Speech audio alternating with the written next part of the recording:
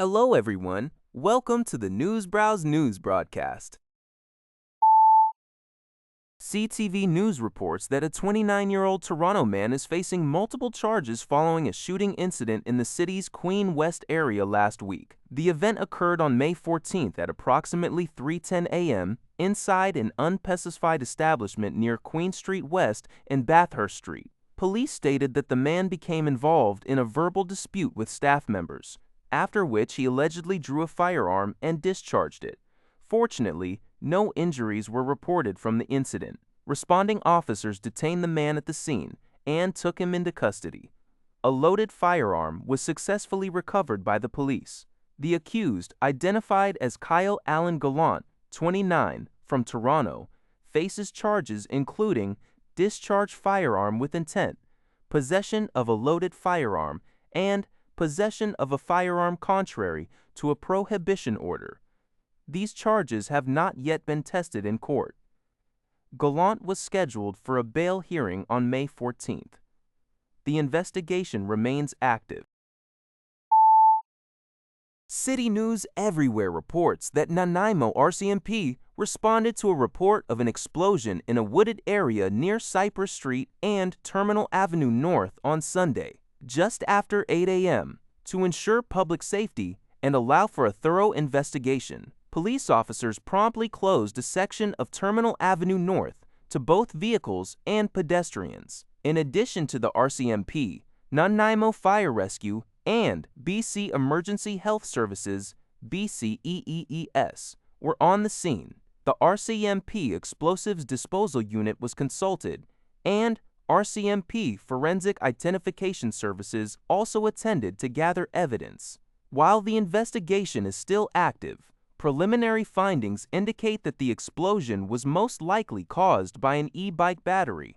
Fortunately, there were no reports of injuries to individuals or damage to surrounding property. Terminal Avenue North was successfully reopened to the public at 10 a.m. Global News reports that China's embassy in Ottawa has condemned Conservative MP Michael Chong's recent trip to Taiwan.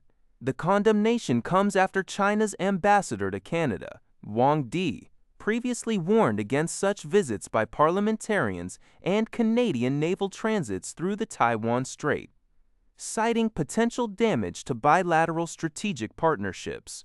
Chong, the conservative foreign affairs critic, firmly asserted Canadian sovereignty upon his arrival in Taipei, stating that Canada does not take direction from foreign governments regarding its MP's travel or its warships' movement in international waters.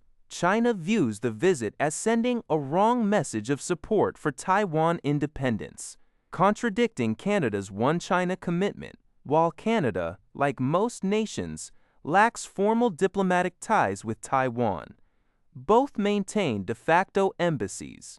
The issue of Taiwan remains a contentious point in China's relations with several Western countries, including the U.S., where President Xi Jinping reportedly warned then-President Donald Trump about potential clashes over the self-governed island.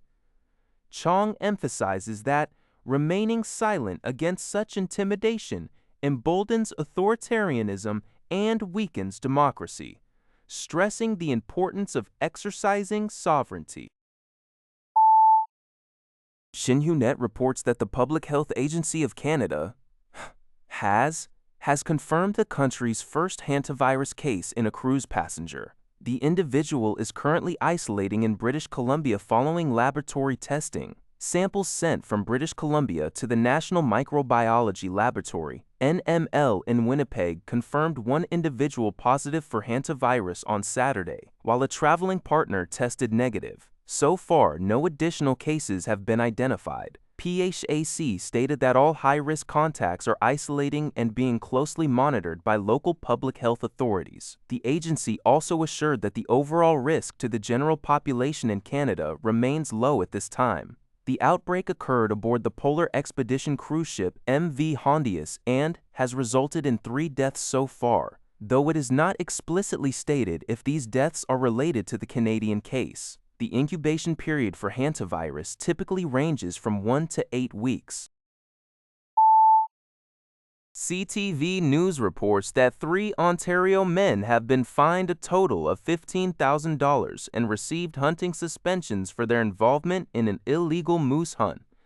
Yong Lee of Toronto and Fei Tung of Richmond Hill both pleaded guilty to trespassing for hunting purposes and hunting moose without a proper license. Lee was fined $5,000 and banned from holding an Ontario hunting license for 2 years, while Tung was fined $7,000 and suspended from hunting in Ontario for 1 year. Ronald Palmatier of Savard Township, who hosted Lee and Tung, was found guilty of entering prohibited premises and transporting unlawfully killed wildlife. He received a $3,000 fine and a 1-year suspension of his moose hunting license. The investigation began on October 25, 2023, after conservation officers received a tip about potential moose hunting violations. Lee and Tung were found to have entered a private hayfield without permission, shot and killed a cow moose, despite one having a tag only valid for a calf. Palmatier then assisted in retrieving and transporting the animal. The case was heard in the Ontario Court of Justice in Haileybury over several days between 2024 and 2026. That's all for this video. Thank you for watching. See you in the next video.